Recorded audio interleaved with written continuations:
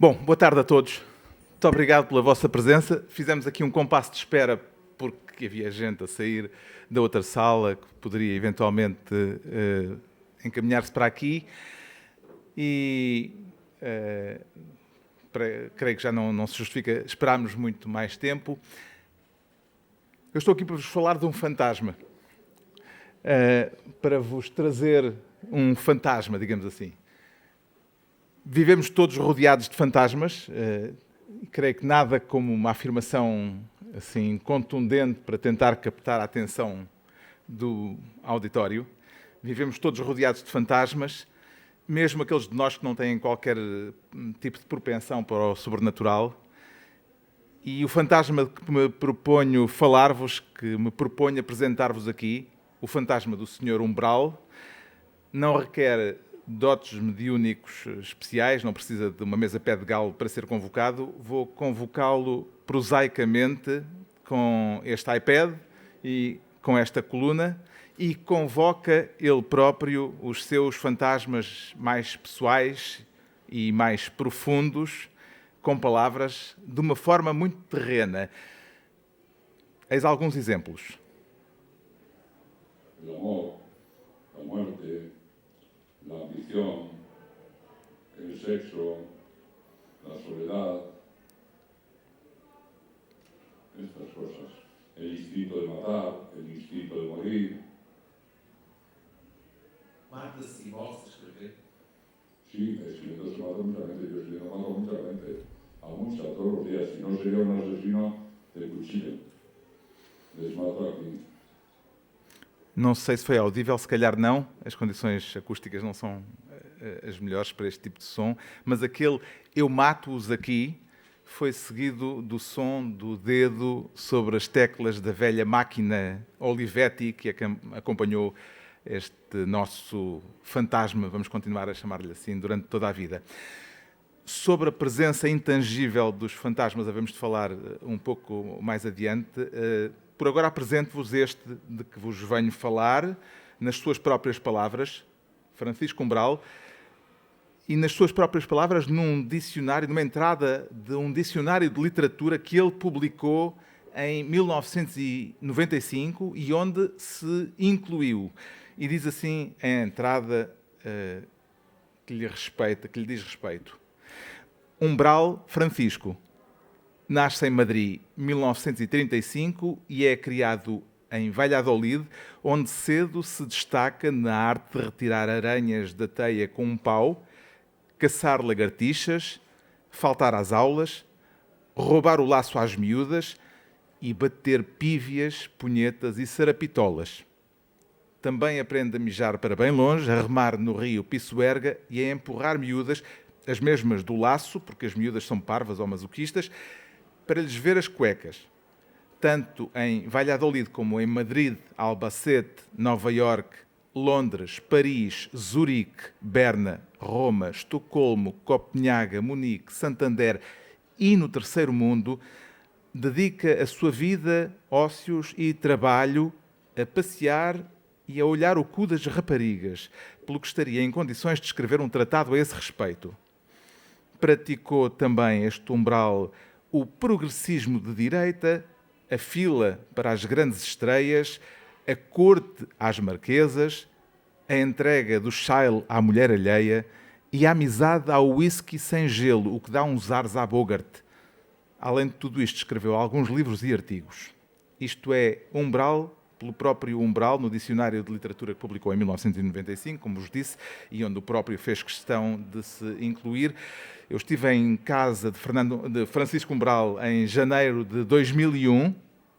Foi há tanto tempo que ainda as Torres Gêmeas estavam de pé.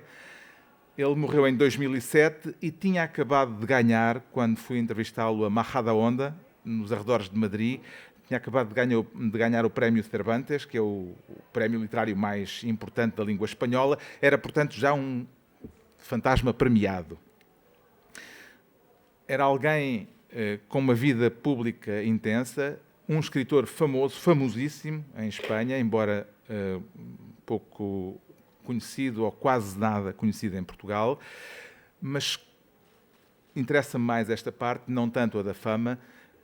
com uma confessada dificuldade existencial de se reconhecer ao espelho. De Mortal e Rosa, este livro que traduzi, página 12. Como é que acabei por ter esta cara? Vejo um menino loiro e carrancudo na litografia amarelada do passado. Vejo um aluno de rosto branco e plano naquela foto escolar, pós-guerra, frio, escola pobre, crianças tatuadas pela selvageria da miséria, a bola do mundo, o pátio desabrigado. Vejo um adolescente presunçoso, de cabelo comprido e olhos tristes. Agora o cabelo que desaparece, o olhar quebrado, o nariz que se vai arredondando e alargando ao mesmo tempo, na prematura avareza da morte. A boca amarga, o rosto pentagonal, a sombra da barba, as maçãs do rosto ainda altas. É como se a vida tivesse querido ter primeiro um menino achinesado e a seguir um adolescente pálido e depois, mudando de ideias, um homem miúpe, amargo e duro, porque há uma mão de sombra que vai remodelando a minha cara, moldando a minha expressão, fazendo e apagando esboços sucessivos daquele que fui, daquele que sou, daquele que serei. E um pouco mais adiante, ainda em Mortal e Rosa, página 14, a minha cara, por enquanto, não é esquelética e procuro nela o menino que passou por aqui, mas já não o encontro. Procuro o morto que serei, o velho que quererá querer-se glorioso e também não o vejo. É inútil forçar o destino, violentar o telescópio do tempo. Uma pessoa vê o que vê e nada mais. Por vezes, quando menos esperas, dás por ti cadáver nos espelhos de um salão ou descobres nas grandes damas o descarnamento do futuro. Mas se uma pessoa se propõe fazer isso de forma metódica, por iniciativa própria, a carne fecha-se e sorri, torna-se compacta e presente. Dá-se uma espécie de autodefesa do hoje. O nosso corpo ignora o seu amanhã e assume uma atitude de rosa quando com ele queremos fazer metafísica. A carne não se deixa literaturizar. Por vezes, se a apanhamos distraída, é transparente e permite que se lhe vejam os ossos e o nada, mas se o fazemos de forma premeditada e se olhamos de esguelho à nossa carne ou a de outro homem ou mulher, cerram-se fileiras, a figura harmoniza-se, as cores ganham espessura, a vida é opaca para a morte. Graças a isso vivemos. Temos, portanto, alguém às voltas consigo próprio. Foi assim durante toda a vida. É esse o cerne daquilo que Umbral escreveu, e escreveu mais de 100 livros.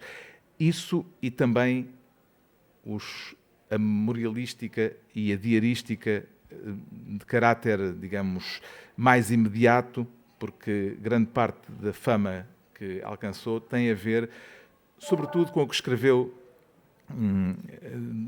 de âmbito político e social. Mas há o outro umbral, este, nomeadamente de Mortal e Rosa e de outros livros também não traduzidos em Portugal, que me parece mais intemporal e que acho que seria útil conhecer melhor e resgatar. Toda a obra de Francisco Umbral, para o melhor e para o melhor direi eu, e diz quem o admira, para o pior dirão os detratores, que também teve alguns. Toda a obra de Umbral é arrancada à sua própria vida, à sua própria biografia, na forma de memórias e diários.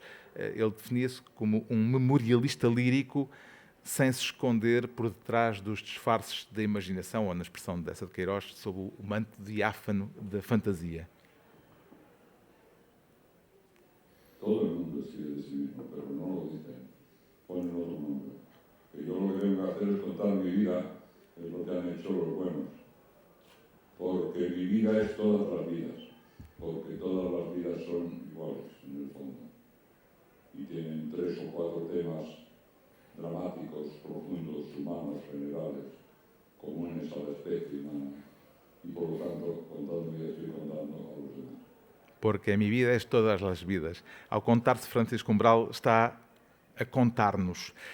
Mortal e Rosa, este livro que vos venho falar, que traduzi, é um exemplo dessa intenção literária de atribuir um caráter universal, poético, a uma experiência pessoal. É um livro sobre a dor, talvez a mais profunda de todas as dores que conseguimos imaginar ou conceber.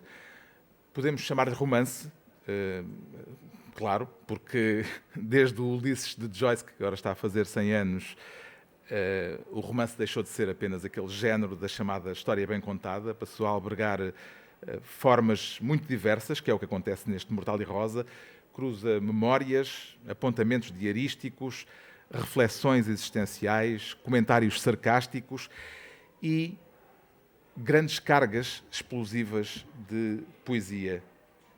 Por exemplo, aqui.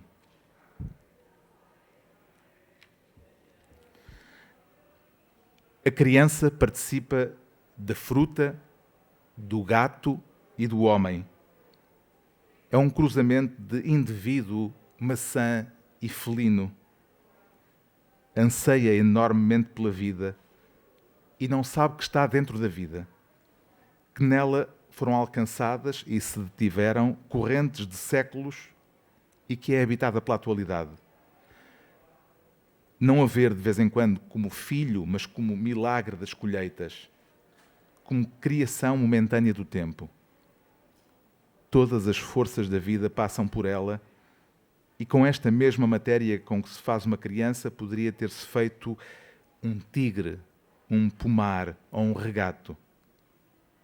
A reunião de dias e eletricidades, de energias e sementes que produziu a criança, poderia igualmente libertar-se e produzir um crepúsculo, uma colheita, uma chuvada ou um puma. Será isto prosa ou poesia? Vale a pena voltar a convocar o fantasma para uma pequena história a este respeito. Eu, no fim, se houver dificuldade em se perceber, faço uma tradução breve, mas esta ideia da fronteira entre a prosa e a poesia está muito presente Hay aqui. una anécdota de un escritor francés, no me acuerdo ahora cómo se llamaba, de los años 20 por ahí, que Pierre Macron llevó de chico, de niño, un poema que había hecho en una revista literaria. Y le dijeron, está muy bien esto, chico, está muy bien esto, te lo vamos a publicar. Y dice, ¿y cuánto me pagan? Mira, hijo, la poesía no se paga. Dice, pues me lo pone usted en prosa y me lo paga. Pues eso es yo en la vida, poner en prosa toda mi poesía a colocar. É a história de um escritor francês dos anos 20, Pierre Maccorlin, que, ainda miúdo, jovem, entregou um texto que tinha escrito a uma revista literária, um poema que tinha escrito, e disseram-lhe, está muito bem, vamos publicar-te, e ele pergunta, e quanto é que me vão pagar por isso? E respondem-lhe, ouve lá, rapaz, a poesia não se paga. Responde o rapaz, Pierre Maccorlin, então ponha isso em prosa e pague-me. E diz o Umbral, foi isso que eu fiz durante toda a minha vida, pôr em prosa toda a minha poesia para poder cobrá-la. Ou seja, mesmo nos seus momentos mais intensos, a prosa de Francisco Umbral é assombrada por este fantasma da poesia, embora permanentemente boicotado o dito fantasma de forma irónica, esse fantasma da poesia, por desvios prosaicos, com um humor contundente, ácido, por vezes desconfortável, sem que haja aqui espaço para sentimentalismo. A poesia é mantida com rédea curta, o que de resto lhe dá uma intensidade ainda maior, e é preciso sublinhar que Umbral publicou um único livro de poesia ao longo da vida. Há depois um volume de poesia completa que foi reunido depois já da morte, depois de 2007, depois da morte de Francisco Umbral, mas que foi um volume póstumo. Ele por razões, na verdade, muito prosaicas, como se percebe, pura e simplesmente não publicou poesia para poder ganhar a vida em prosa, e de resto ganhou-a bem, apesar de ser um autor praticamente ignorado em Portugal. Foi uma celebridade em Espanha, aliás, ainda é uma celebridade em Espanha. Há 2 semanas, mais ou menos, estreou na televisão espanhola um documentário, de resto excelente, chamado Francisco Umbral, Anatomia de um Dandy, e ele tinha a última página do jornal El Mundo, uma crónica na última página do jornal El Mundo, que era das coisas mais lidas. Ele, nesses artigos que assinava no El Mundo, assassinava reputações públicas, tanto políticas como do mundo social, do jet set. Aquilo foi ali no final nos anos 80 e anos 90, no período do chamado Beautiful People em Espanha, da Movida, e as prosas cáusticas de Umbral tornaram-no célebre, mas ele olhava esse sucesso com uma mistura de desconforto e de autoironia, a que não faltava também uma boa dose de orgulho. Aliás, gabava-se disso. Eu tenho 1 millón diario de lectores en mi periódico, según estadísticas y estudios de estos cibernéticos y tal, 1 millón diario de lectores en mi columna diaria. ¿Y usted? Bueno, debo tener, pero claro, nadie viene a casa a decirme yo soy tu enemigo, entonces no los conozco, yo solo me trato con mis amigos. Habrá enemigos, pero como no vienen a decírmelo, pues no los conozco. Começava a quem o acuso de ser uma pessoa ofensiva. Por exemplo, Gonçalo Torrente Ballester disse que o seu talento é o talento de insultar. Cultiva o insulto? Torrente Ballester me protegió mucho y me quiso mucho hasta que yo escribí que era un novelista muy malo, y un realista muy anticuado. Y a partir de ahí ya fue mi enemigo, pero me da igual, se murió. A mí los enemigos se me mueren. Francisco Umbral é conhecido com certo gosto da provocação. Sí, la provocación, pero luego no contesto. No contesto al que responde. Gosta, dizem os franceses, de épater bourgeois? No, eso ya está muy superado, eso ya está superadísimo, eso ya lo hemos hecho todos desde pequeños, ¿no? Ahora el bourgeois soy yo, ¿no? Vê-se a si mesmo como um burguês? Me creo aburguesado por el éxito. E de alguma forma influenciou naquilo que escreve, na forma como escreve? Si se triunfa en la literatura, si no se triunfa, se es un maldito, como Baudelaire, y si se triunfa, se es un burgués. E lamenta isso? Sí. Sí, porque me gustaba ser un maldito. Bom, mas se fosse um maldito, não tinha, por exemplo, esta nova casa, não tinha... Esto no vale nada, me da igual. Viviría de alguna mujer que trabajaría para mí. De Mortal e Rosa, página 151. Todo aquele que vive confortavelmente instalado na sua fama, o que deve fazer é sair para o campo, ir até à natureza e dizer para si próprio em voz alta: sou escritor, sou importante, Não acredito que consiga terminar. É algo que não faz sentido entre os montes, frente ao mar. A glória não ultrapassa os limites municipais. Perdemo-la no campo, em viagem.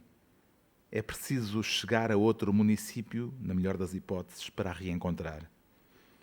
Sinto-me importante na cidade, entre as 4 coisas de sempre: lugares, gente, jornais, coisas que me devolvem a minha imagem. Ao afastar-me uns quilómetros do centro, já estou perdido. É esta distância que Umbral cultiva em relação a si próprio, esta intangibilidade que faz dele agora, depois de morto, um fantasma, mas em certo sentido também um fantasma em vida, como veremos pelo trauma com que foi marcado, pela violência do trauma que relata poeticamente neste livro. Fantasmas são presenças intangíveis, reais ou imaginárias, com que estamos confrontados, que nos cercam, seja por vontade nossa ou contra a nossa vontade.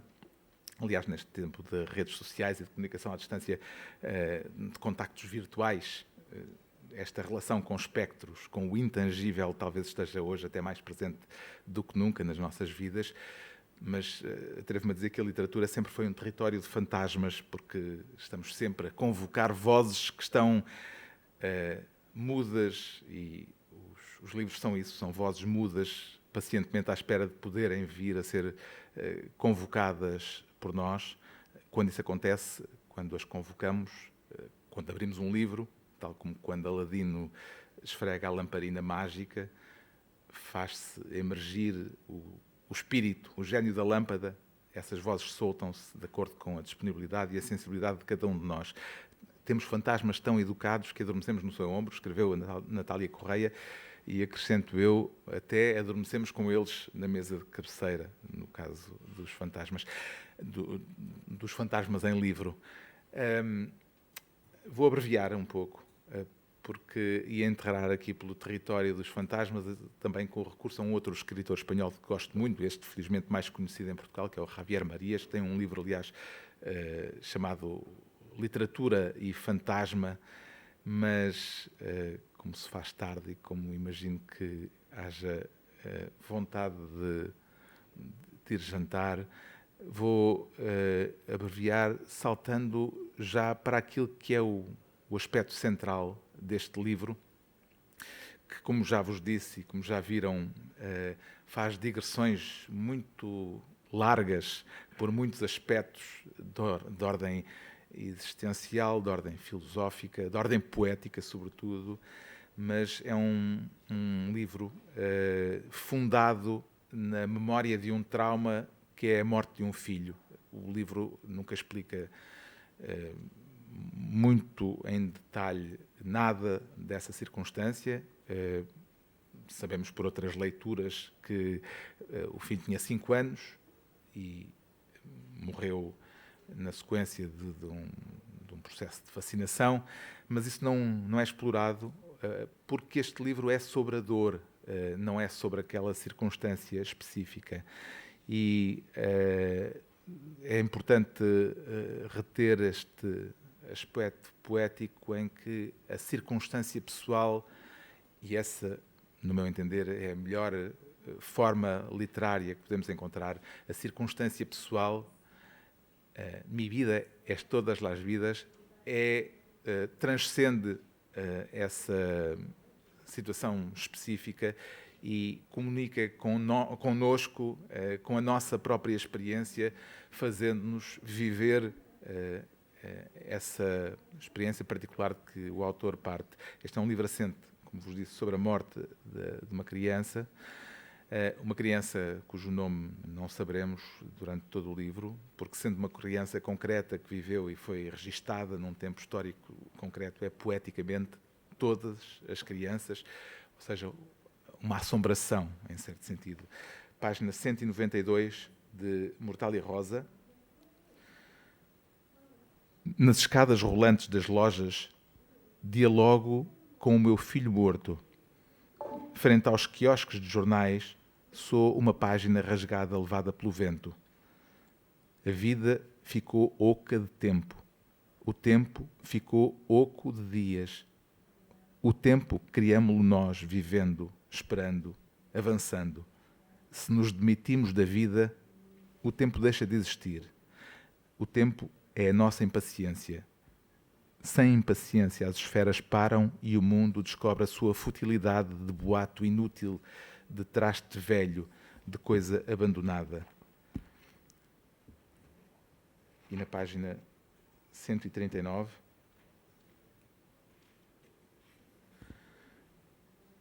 Mas a criança é sagrada. A vida sacraliza-se nas crianças, tem o seu instante celeste e único na carne dourada do meu filho.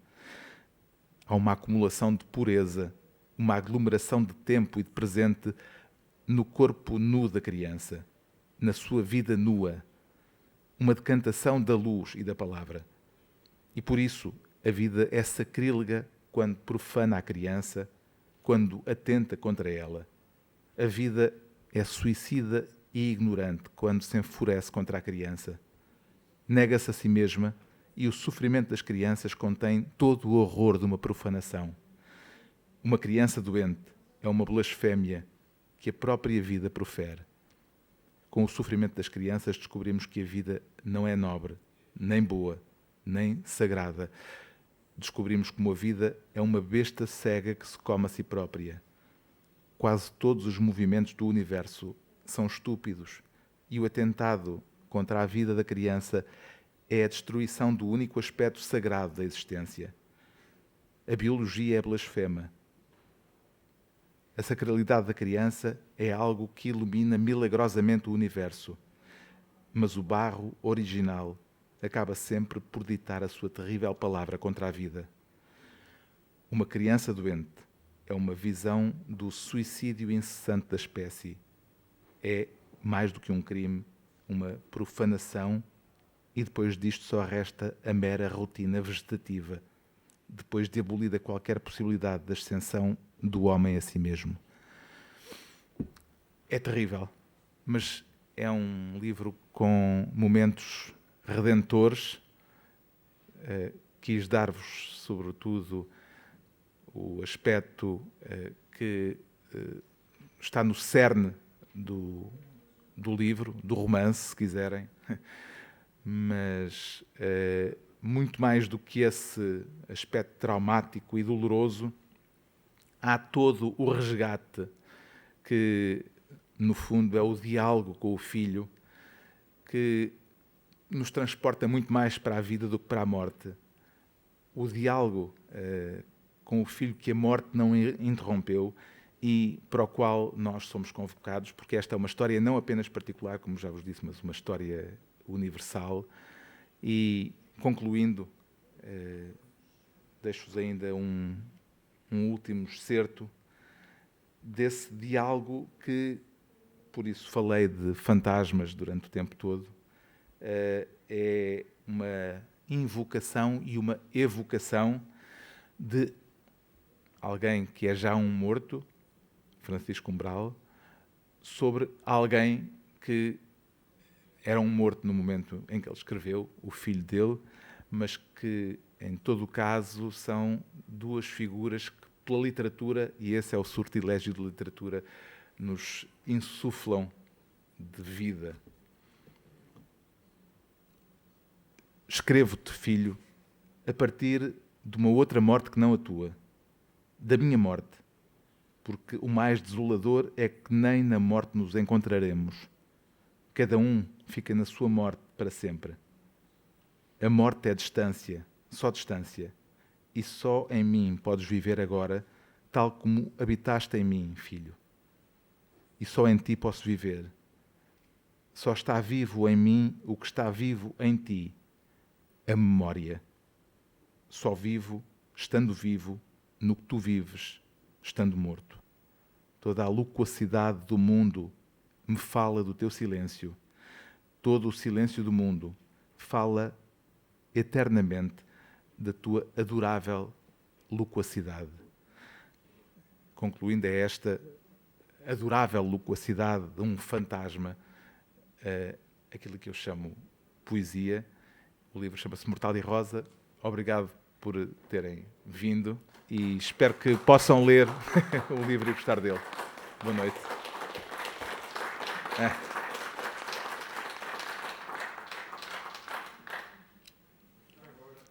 Sim. O Francisco Umbral. O Francisco Umbral tem para cima de 100 livros publicados. Traduzido em português tem 3. Tem um que são Memórias de Madrid. Este, que eu traduzi, que saiu na Campo das Letras em 2013, agora revi a tradução e saiu esta nova edição. E um outro que também eu traduzi, que se chama, mas esse é de artigos literários sobre aspectos diversos da literatura, chamado E Como se Chamam as Ligas de Madame Bovary, que é muito divertido, porque ele tem uma ironia muito ácida por vezes e uma cultura literária fortíssima, Mas este é o livro, digamos, central da obra do Francisco Umbral.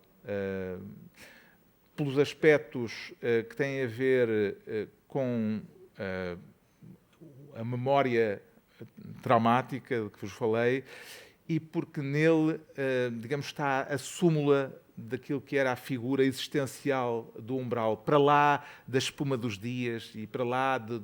Ele tem muitos livros que são recolhas de artigos de jornal ou transformações a partir dos artigos que escrevia para o jornal, muitas vezes com referências a pessoas concretas que não nos dizem muito nada hoje em Portugal. Nunca disseram. Aliás, uma das dificuldades de trazer para Portugal é o facto de muitos livros serem muito referenciados à realidade espanhola e, portanto, em certo sentido, dizerem-nos pouco. Mas há um conjunto de livros que, de que este é talvez o exemplo maior, que creio que têm validade para o leitor português e que são intemporais, verdadeiramente, no meu entender. Portanto, vamos lá ver se...